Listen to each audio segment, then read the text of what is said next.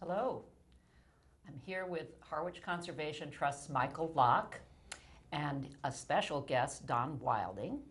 And we're going to be talking about all things conservation today. And I think actually to start, we should talk about what is probably on many people's minds still this week is the tornado of last week, which actually hit Harwich. Yes. So many people were affected, and I'm curious to know how has that affected the trails and all the things that you are responsible for overseeing? The tornado is certainly the talk of the town. We're all so lucky that there were just some minor damage to buildings, and no injuries. Lucky. Yeah, extraordinarily lucky. There have been some temporary trail closures, including the Island Pond Conservation Lands. And the Bell's Neck area, a lot of trees down in that area.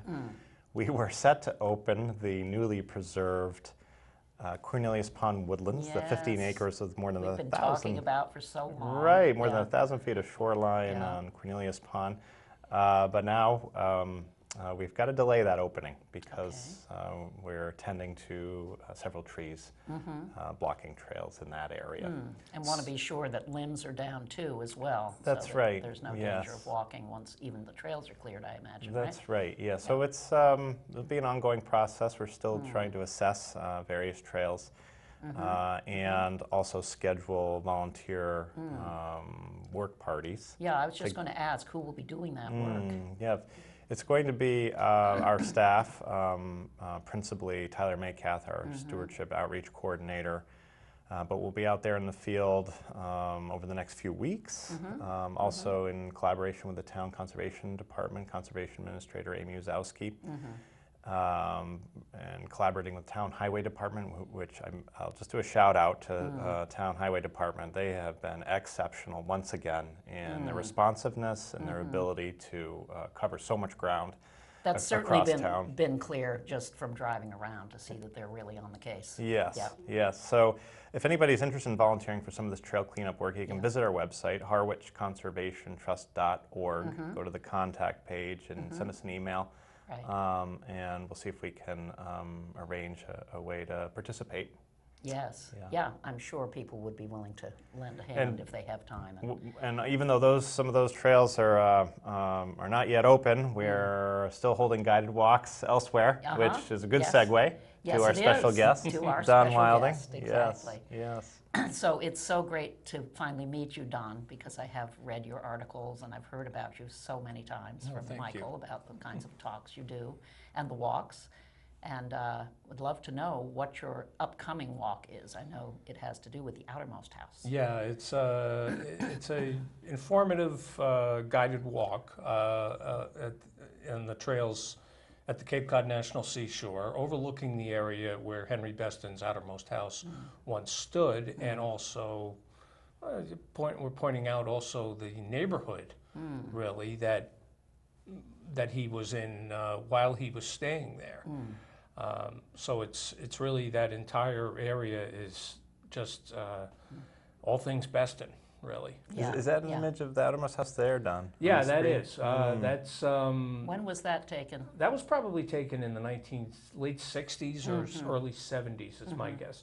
It was taken by a woman named Nan Turner Waldron, and Nan was a member of Mass Audubon. Who owned the house. Beston had given it to Mass Audubon in 1959. That's another view of it. It was out on Coast Guard Beach, and you can see in the background there, you can actually see the Coast Guard station. That's 2 miles to the north.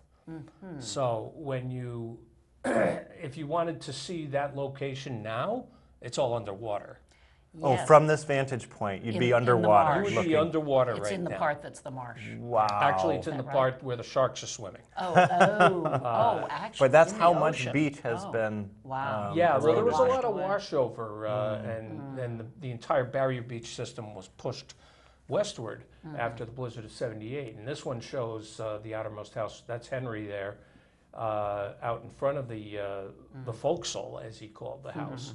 Little 20 by 16 house that he had built on the dunes 2 miles south of the Nauset Coast Guard Station, on what is now Coast Guard Beach. And if you wanted to find that location now, like I said, in the water, but it would be more on the south side of the inlet now, if you wanted to find that.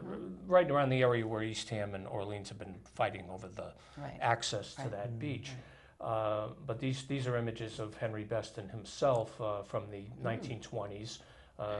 Dapper-looking fellow. Yes. And just a great writer. His prose is second to none.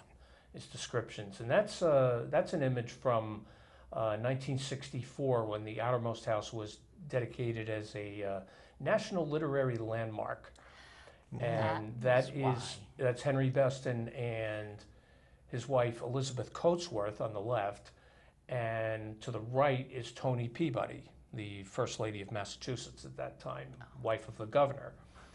And this is where it all happened. This is where Beston did a lot of his writing. His desk at the Outermost House.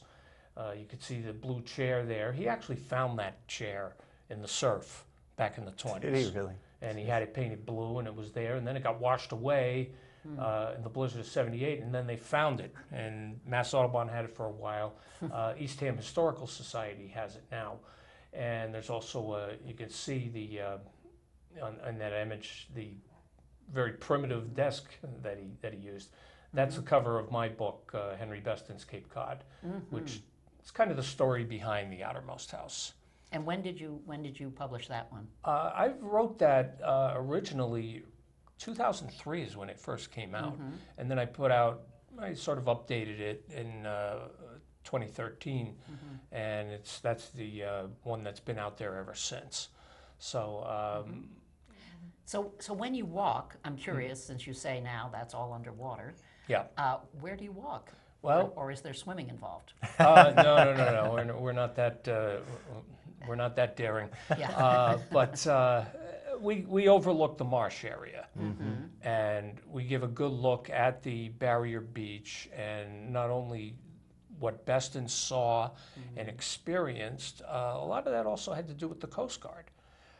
That whole time. He was interacting with them quite a bit because they were patrolling the beach, and he was fascinated by them. In fact, he wrote a magazine article in 1923 called "The Wardens of Cape Cod," and it was all about the surfmen who patrolled the outer beach in search of ships that were in distress, because this was before the days that the Cape Cod Canal really got going. So. There were still shipwrecks, and he admired these men because he had been in the war as an ambulance driver, and he came back and he was all really pretty shell-shocked from that whole experience. But he saw what these guys were doing on the outer beach, putting their lives on the line, really, and he was really impressed with them. So that was one of the things. They would come by and visit him on their patrols, and he would in turn get his mail up at the Coast Guard station, and that's also where he would get picked up for rides into Orleans as well. So he had a nice he developed relationships with them. Oh, he was really great at that. Yeah, that's wonderful. He really had a nice network there in on the all along the Outer Cape, actually. So he got to know everybody out here pretty well. He knew people up at Highland Light. He had rented a small cottage across from the salt pond for a while before he had the plans drawn up for his house on the beach, and he was there for a while, and then and I point that out actually during the walk. But the house itself that he had built, he drew up the plans himself. He gave the plans to a local carpenter, a guy named Harvey Moore. Harvey and a crew of 4 or 5 other men in 1925 built the house. Harvey warned him, said, "You're going to float away one day," and that proved to be true. Yeah. And he didn't care. This was a writing retreat for him. And how long did he spend there? Well, he calls his book "A Year of Life on the Outer Beach of Cape Cod." Well, he was not there straight through for a year. It was more like 2.5 years, and he kind of would come and go. And that's what he did. He took the experiences and molded it all into one Into year that 1 year, of I life. see. That's how Oh, he that's worked cool, it. yeah. So he wasn't there straight through, and I know that bursts a lot of people's bubbles sometimes when you say that he was not there for the whole year straight. But he was a writer. Right. And so he took some license in doing that. And Exactly. it I sounds mean, like he it wouldn't came out he wouldn't very go well. with falsehoods or anything like that. But Right. he was very He compressed his experience he into 1 compressed year. his Yeah. experiences exactly, and he wasn't there all the time. And it's like with Thoreau, Henry David Thoreau was not always at Walden Right. all the time. He'd go back and Yes. help chop wood for his mother and end up with chocolate cake for his services. So Right. That's right. it's they weren't exactly the hermits that you might have thought they were. Right. It's But that's yes, true. they, The more you learn about them, the more you realize that they did actually have exterior lives as well sure, as those interior exactly. lives. Yeah. And Henry was a Fascinating. well-known. He was getting to be a well-known writer. He was well-traveled. He was constantly going back and forth between Eastham, Quincy, which is where he was from, and New York, and Boston, and Topsfield. He was actually staying there for a while. So he was kind of all over the place. And then the house itself was washed away in the 78 Blizzard of blizzard. '78, yeah. Okay. He And just the chair was preserved? Was anything well, else? there were actually a lot of things that were preserved, but the house itself was broken into pieces. Yeah, yeah. Because it floated through the marsh. It actually was just ripped off its foundation by the incoming tide, floated around for a while, and then it got caught up in the surf, the pounding surf, so that broke it into pieces. So there were pieces coming up Yeah. on both sides of the Yeah. marsh. And eventually, it was just people have souvenirs, and we have some, but a lot of people have other parts of it. So, but you can't find the actual whole house. They actually had to throw away, take a lot of it to the dump because of it was a hazard, really. Yes, of course. And that's true of all those buildings, many of those buildings that were Sure, washed away. there were quite a few that were, Yeah. there were a lot of casualties. Yeah, There were only a couple of, I believe, a couple of beach camps, as they called them, that survived yeah. that storm. One of them is the Dill Beach Camp, which you can actually see in Eastham. The Eastham Historical Society maintains it. It's at the Swift Daily House complex, right between the windmill and the Eastham Post Office. Oh, yeah. So they keep that there, and you can kind of go in there during the summer a few days a week and check out what it actually looked like, what that kind of setting was. Yes, And yes. the Atwood House Museum in Chatham also has an old beach camp. So you can kind of see what the Outermost House experience was Yeah, like, even yeah. though it's not the Outermost House Yeah. itself. Well, the coastline, of course, is constantly changing, as Oh, we sure. know. Every day we read something new about a new break or a new slide. I was reading about the North Beach sliding just this past week. Well, that happens So- all the time too, Yeah, and exactly. I always use the inlet to kind of show people where the house was, but the inlet itself changes constantly. yeah. It moves, Well, and it's it moves to the fascinating, yeah. north. It moves to the north, unlike a lot of the other ones. Yes. And once it gets up near the Coast Guard station, a new one will break through to the south. And and eventually work Yeah, its way yeah. up, and that's how it's been working. Well, it's great ever that you since. have such knowledge and expertise about that area and that you're able to share it with people. And can you tell us the date again? That's August 10th Okay, and what is the time? at 10 a.m. Okay. And you can sign up online through the Harwich Conservation Trust. Yeah, Yeah, HarwichConservationTrust.org. It's $15 per person. okay.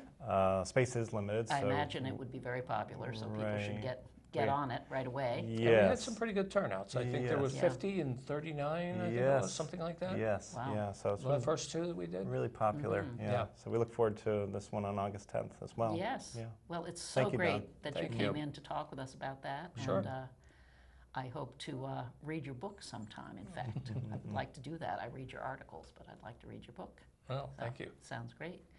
And thank you, Michael, as Thank you, always, and Dinah. thanks for the report on the tornado damage and also asking for volunteers, which would be really, really important, I think. And would people bring their own equipment? I just had that question. Would you want people to be bringing their own equipment, or do you have equipment for people? Work gloves, loppers, sturdy boots, water. Okay, Otherwise, if not chainsaws. not chainsaws. Okay, no. all right. All right, well, thank you very much. This is Dinah Lane for Channel 18. Thanks so much.